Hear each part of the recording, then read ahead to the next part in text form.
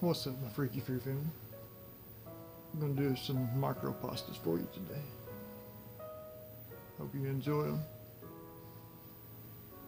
Don't forget to like, comment, and share. Click that sub button if you want to join this freaky fear family. As always, I'm FeartheGreatWhite. You're freaking awesome. These are SnakeTongue's micropastas. The first one is 3:21 a.m. Enjoy. Every night at 3:21 a.m., a man hangs himself at the foot of my bed. I don't know who he is or what he's doing in my house, and it's scaring the hell out of me. I can't sleep, and I don't know how to deal with this problem. No matter what I try, the man is always there.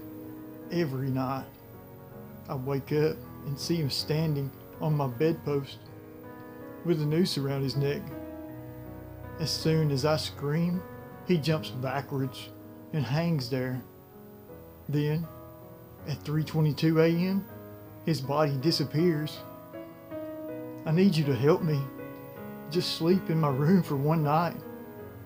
I'm positive he won't appear if I have someone with me. I knew my friend and neighbor, Lewis, could not possibly be telling the truth. This was only a fabrication of his own mind. I sent him out of my house with a couple of recommendations for a good therapist in our area. A week later, I was shocked to learn that Lewis had committed suicide by means of hanging himself at the foot of his bed. I attended his funeral and paid my respects to his family before leaving with regret. Perhaps I should have helped him with his silly task, even if it was ridiculous. It might have stopped him from killing himself. It took a long while for me to fall asleep that night, and when I did, I was awakened shortly afterward by a noise in my bedroom. I opened my eyes blearily, and the first thing I saw was my digital clock, which read 3:21 a.m. I swiveled my head around, and Lewis was standing over me on the bedpost with a noose around his neck. I let out a scream of terror before he let himself fall. Before he lets himself fall backwards, and he just hangs there for a full minute for the first of many times to come.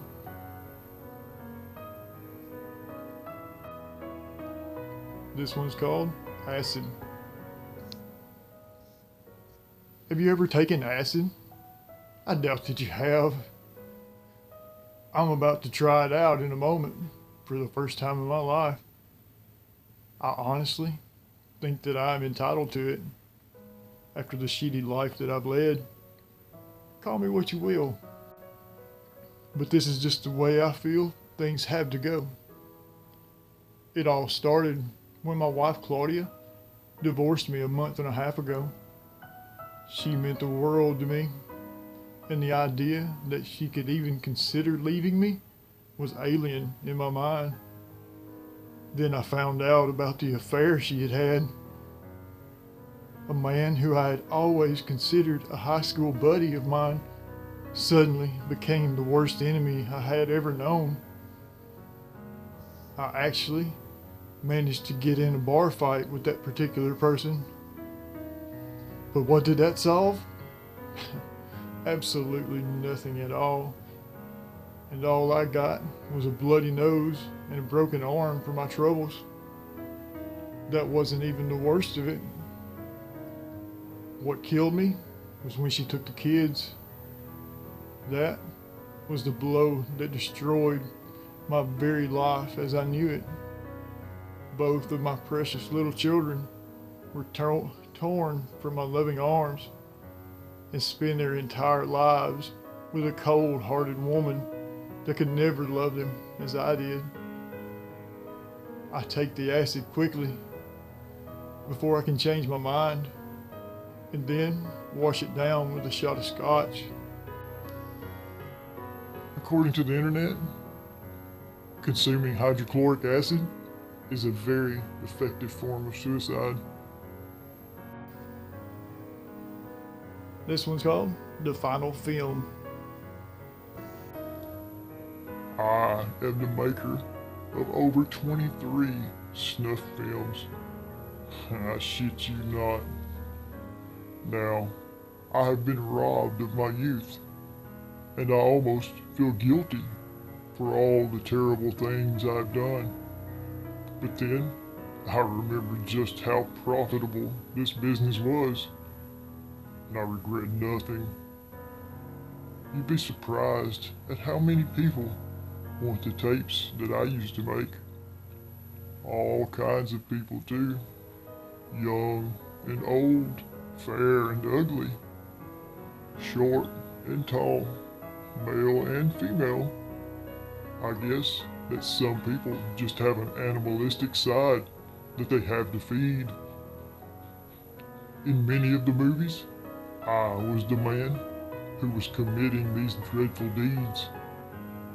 I had a whole crew to back me up, and most of the time, it was somebody else who was slowly cutting off the appendages of a middle-aged female we had managed to abduct, or severing the testicles of a little boy who was never seen again.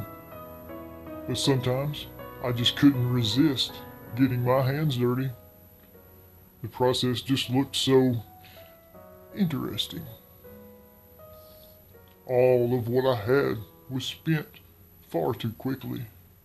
I lived a briefly amazing life of drugs and prostitution before it all ran out. I was both a sex addict and a heroin addict, and I was desperate to keep engaging in these activities. Even as I lost all my money. As of today, the only things I possess are this camera and the knife in my jacket pocket, with which I have made so many quality films. I know that now it is my time to make a final motion picture, and once again, I am the star. Setting up the camcorder doesn't take long. I just put it down atop one of the many dumpsters in this alleyway, and before I know it, I am looking at myself in the viewfinder.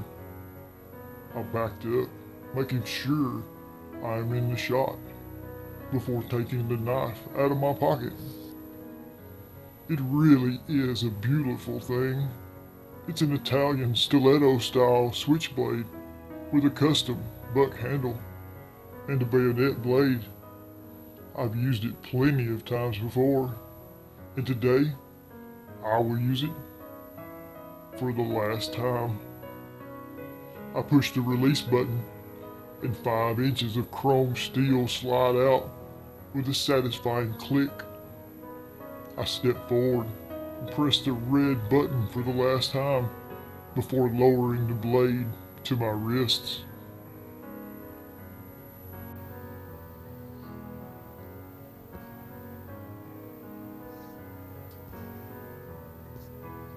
This one's called The Foreboding. I keep having the same dream every night. It's a recurring nightmare that I just can't seem to push out of my head. At about 4 in the morning, I always wake up drenched in a cold sweat. Sometimes I'm screaming, but as hard as I try, I can never seem to remember exactly what it was I was dreaming about.